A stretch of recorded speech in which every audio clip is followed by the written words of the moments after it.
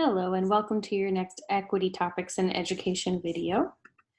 A quick reminder, we are talking about equity, not equality. Common misconception, but equality means everybody gets the same treatment and the same resources and the same tools. Equity is the approach that acknowledges everybody's a little bit different and some need different accommodations in order to succeed. Our education system is trying to be more and more equitable all the time by acknowledging differences and addressing them in our classrooms. That should be your goal as a teacher. You'll see that, of course, our goal as a society would be to remove all those barriers that are getting in the way. But until that point happens, we are going to try to be equity-minded in our instruction. Here are some great resources for you. These are the same ones in every video. They are on the PDF. Please click on them and check them out. There's probably a lot of great resources related to any research topics or projects you might be working on in this class or in other classes. Today's topic is ability. There's a wonderful quote from Albert Einstein. It says, "Most teachers waste their time by asking questions that are intended to discover what pupil does not know, whereas the true art of questioning is to discover what the pupil does know or is capable of knowing." And so this is our whole approach with talking about ability and disability. Often we are looking at students with a deficit and we don't want to do that. We want to get away from that.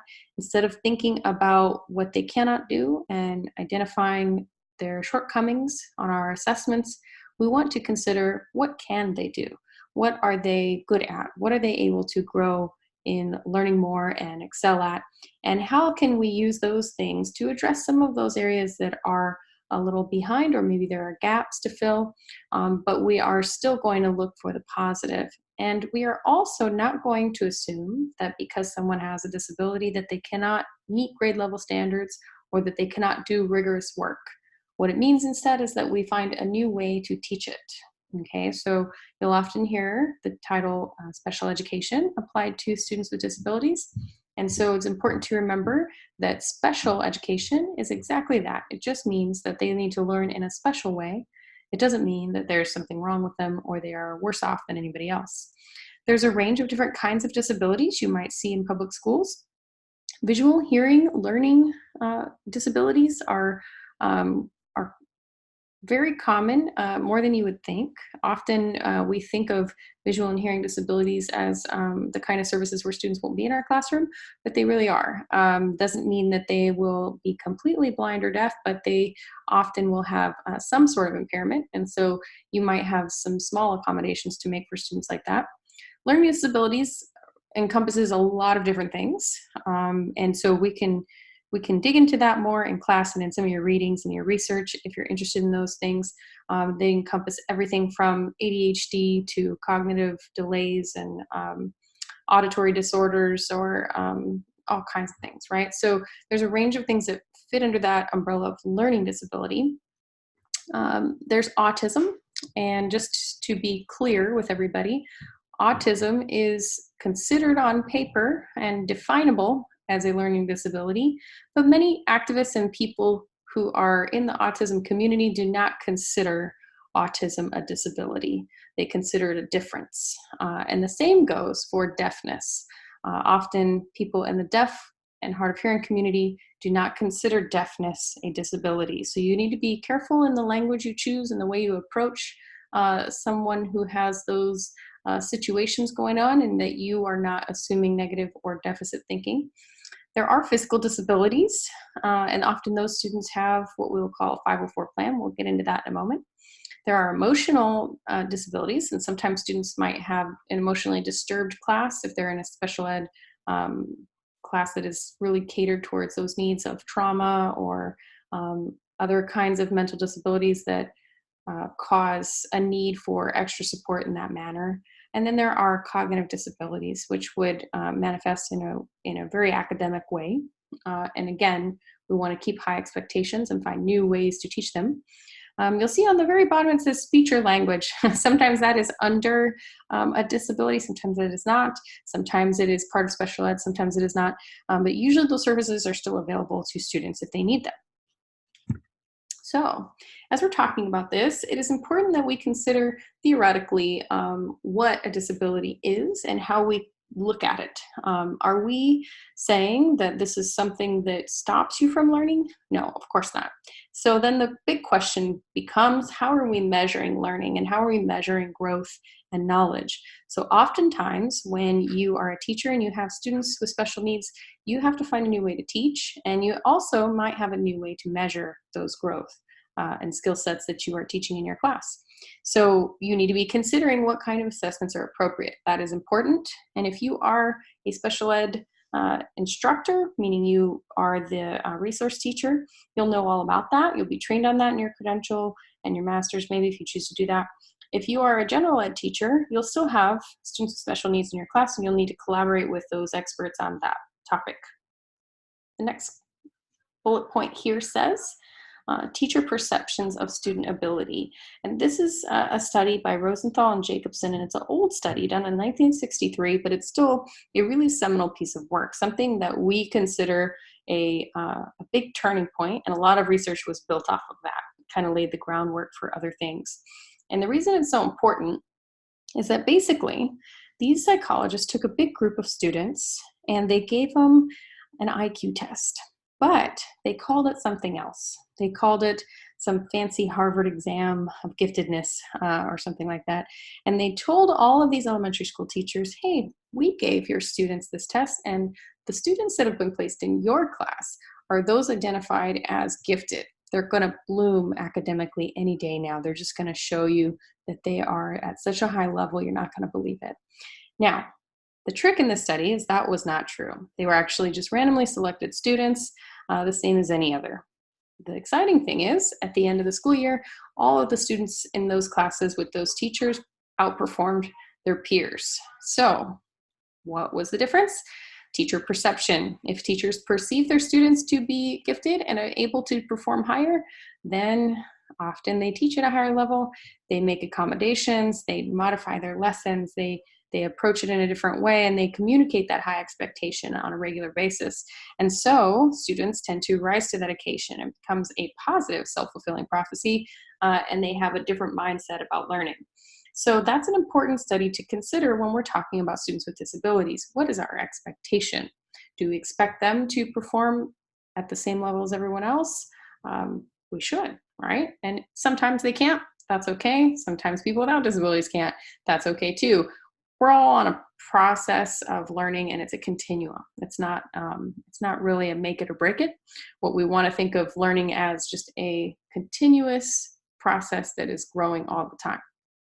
Now, there are learning theories that are all relevant in any education class, of course. That link takes you to a big list of them, but I would challenge you to look more at the constructivism area, because those are going to relate very closely to teaching students with disabilities. You're also going to look at more of the humanism side if you're teaching in special ed, because we're concerned with the whole child.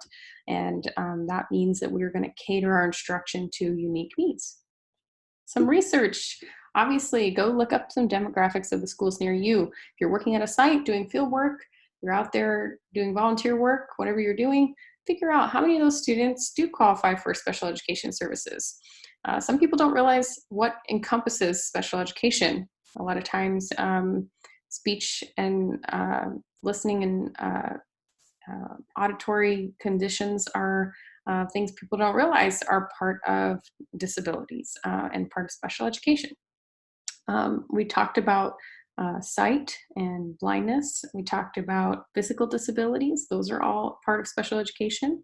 So anything that might cause you to have a different kind of an accommodation in order to access the curriculum or the instruction might qualify you as a student to be considered one who receives special ed services.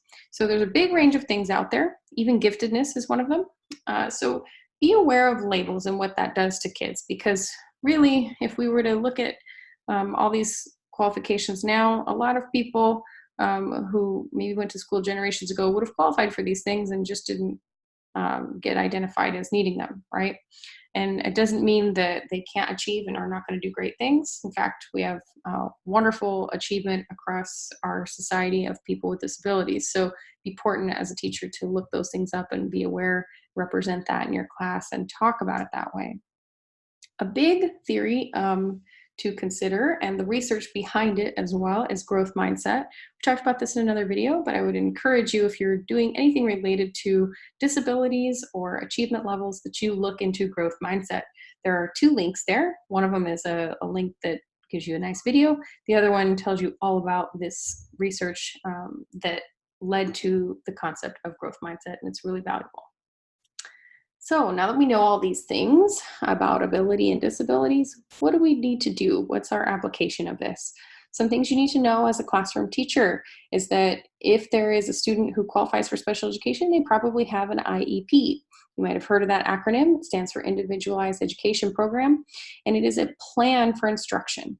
You are required to follow that because it is a legal document. It is an agreement between you and the parent and the school leadership, and you must follow what's on that plan. So that's something you have to collaborate and contribute to, but it is also very important that you're aware of what's on it and you follow it. A 504 plan is often more catered to accessibility requirements. So if I have a hearing impairment and I require the teacher to use a speaker, if I need a special kind of pencil or a different kind of chair, those are 504 plans. They often are just more, not necessarily always physical disabilities, but many times has to do with just accessibility of the instruction or the classroom environment. Universal access and universal design for learning is a really important concept that you learn and adopt in your planning. So the idea is, if there is a person with a disability who needs a certain accommodation, and I build that into my instruction, there's probably more people besides that person who will benefit from it. And that stems from the concept of universal access. We've taken that and applied it to our instruction as teachers, and it's a very valuable approach. It means that we are truly seeking inclusion. Students with a disability need representation as well, like I mentioned earlier. So there are two links here that are really wonderful sites that can tell you about history projects, a museum of people with disabilities, help you check out some social studies lessons, some things like that. There's a lot of great things that you can do to help students feel less as an outsider and more included, and representing people with those disabilities is important. We want our students to all grow and respect people who are different from them, and this is a big part of it. Something else to think about, which is not in this presentation, but I think it's a good tip for you to remember, that when talking about people with disabilities, that label that might apply always goes second. The person goes first. So a student with a disability, a student who receives special education service, as opposed to a special ed student. We have a student with special needs.